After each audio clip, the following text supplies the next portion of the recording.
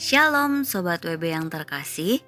Renungan Harian Wanita Bijak Selasa 24 Juni 2025 dengan tema Ketidaktaatan Musa dan Konsekuensinya.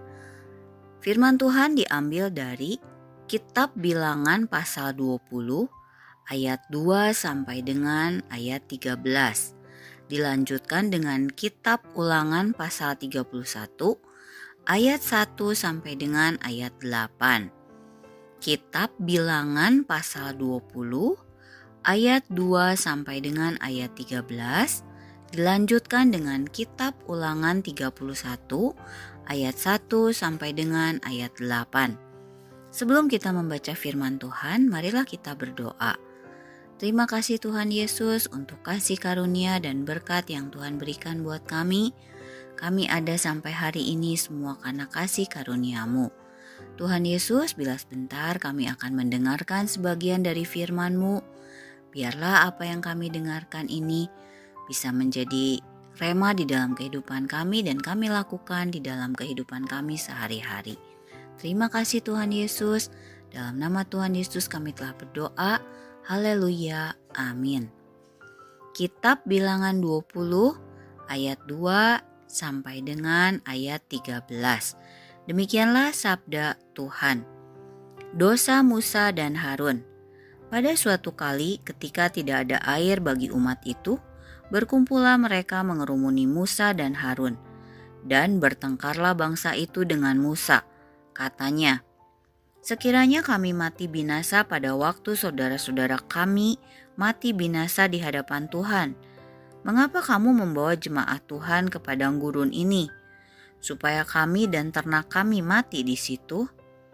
Mengapa kamu memimpin kami keluar dari Mesir untuk membawa kami ke tempat celaka ini, yang bukan tempat menabur, tanpa pohon ara, anggur, dan delima, bahkan air minum pun tidak ada? Maka pergilah Musa dan Harun dari umat itu ke pintu kemah pertemuan, lalu sujud. Kemudian tampaklah kemuliaan Tuhan kepada mereka. Tuhan berfirman kepada Musa, ambillah tongkatmu itu dan engkau dan Harun kakakmu harus menyuruh umat itu berkumpul. Katakanlah di depan mata mereka kepada bukit batu itu supaya diberi airnya. Demikianlah engkau mengeluarkan air dari bukit batu itu bagi mereka dan memberi minum umat itu serta ternaknya. Lalu Musa mengambil tongkat itu dari hadapan Tuhan, seperti yang diperintahkannya kepadanya. Ketika Musa dan Harun telah mengumpulkan jemaah itu di depan bukit batu itu, berkatalah ia kepada mereka, dengarlah kepadaku, hai orang-orang durhaka. Apakah kami harus mengeluarkan air bagimu dari bukit batu ini? Sesudah itu Musa mengangkat tangannya, lalu memukul bukit batu itu dengan tongkatnya 2 kali. Maka keluarlah banyak air, sehingga umat itu dan ternak mereka dapat minum. Tetapi Tuhan berfirman kepada Musa dan Harun, karena kamu tidak percaya kepadaku dan tidak menghormati kekudusanku di depan mata orang Israel, itulah sebabnya kamu tidak akan membawa jemaah ini masuk ke negeri yang akan kuberikan kepada mereka. Itulah mata air Meriba, tempat orang Israel bertengkar dengan Tuhan, dan ia menunjukkan kekudusannya di antara mereka. Dilanjutkan dengan Kitab Ulangan 31, ayat 1 sampai dengan ayat 8. Yosua sebagai pengganti Musa. Kemudian pergilah Musa, lalu mengatakan segala perkataan ini kepada seluruh orang Israel. Berkatalah ia kepada mereka, aku sekarang berumur 120 tahun. Aku tidak dapat giat lagi. Dan Tuhan telah berfirman kepadaku, sungai Yordan ini tidak akan kau seberangi. Tuhan, Allahmu, dialah yang akan menyeberang di depanmu. Dialah yang akan memunahkan bangsa-bangsa itu dari hadapanmu, sehingga engkau dapat memiliki negeri mereka. Yosua, dialah yang akan menyeberang di depanmu, seperti yang difirmankan Tuhan. Dan Tuhan akan melakukan terhadap mereka seperti yang dilakukannya terhadap Sihon dan Og, raja-raja orang Amori yang telah dipunahkannya itu, dan terhadap negeri mereka. Tuhan akan menyerahkan mereka kepadamu, dan haruslah kamu melakukan kepada mereka tepat seperti perintah yang kusampaikan kepadamu.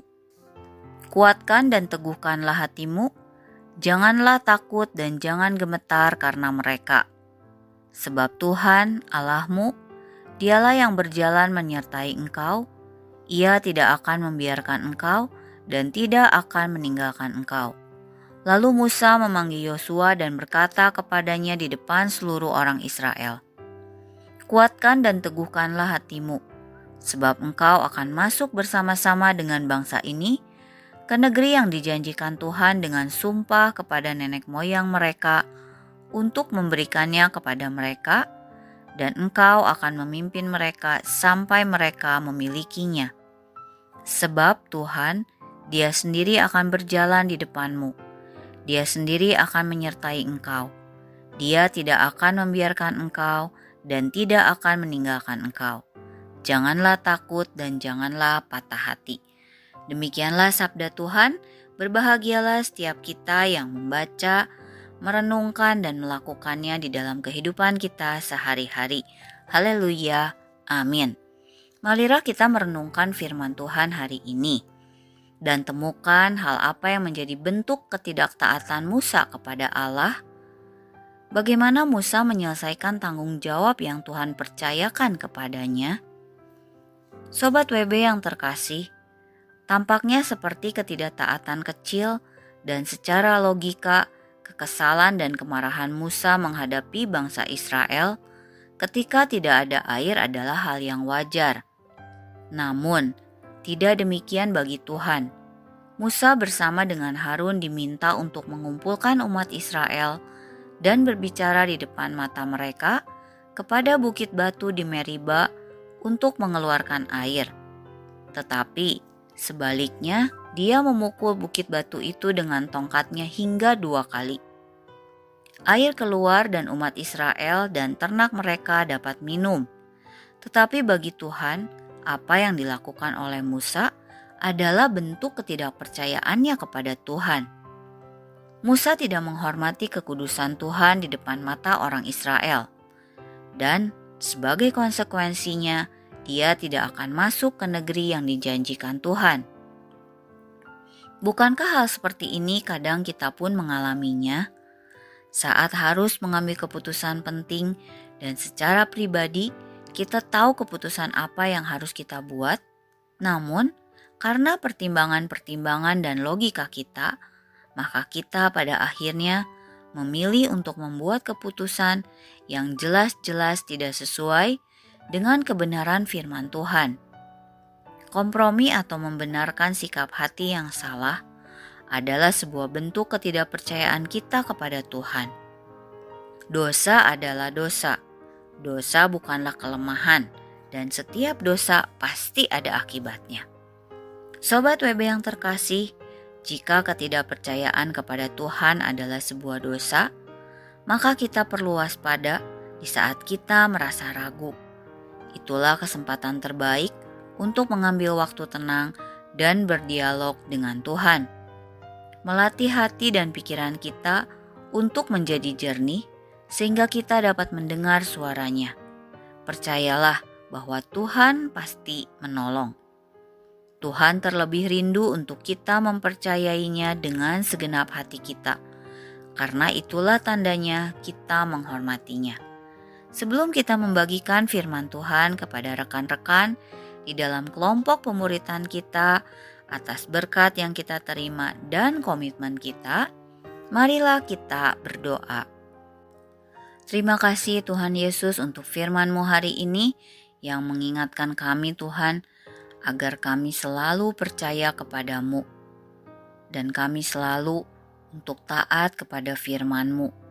Ajarkan kami Tuhan untuk tidak ragu atas setiap firman yang sudah Tuhan berikan di dalam kehidupan kami. Mampukan kami Tuhan untuk mengambil keputusan semuanya sesuai dan seturut dengan firman-Mu. Dan biarlah Roh Kudus mengingatkan kami di saat kami ragu akan Engkau, Berikan kami roh tenang dan roh lemah lembut, sehingga kami bisa berpikir dengan tenang dan mempunyai kepekaan, dan kami mengerti apa yang Tuhan mau untuk kami lakukan, sehingga kami bisa mengambil keputusan yang tepat sesuai dengan firman Tuhan. Terima kasih Tuhan, kami mau menyerahkan seluruh hari ini, seluruh kehidupan kami ke dalam tangan-Mu. Di dalam nama Tuhan Yesus, kami telah berdoa dan mengucap syukur. Haleluya, amin. Tuhan rindu untuk kita mempercayainya dengan segenap hati, karena itulah yang menjaga hidup kita.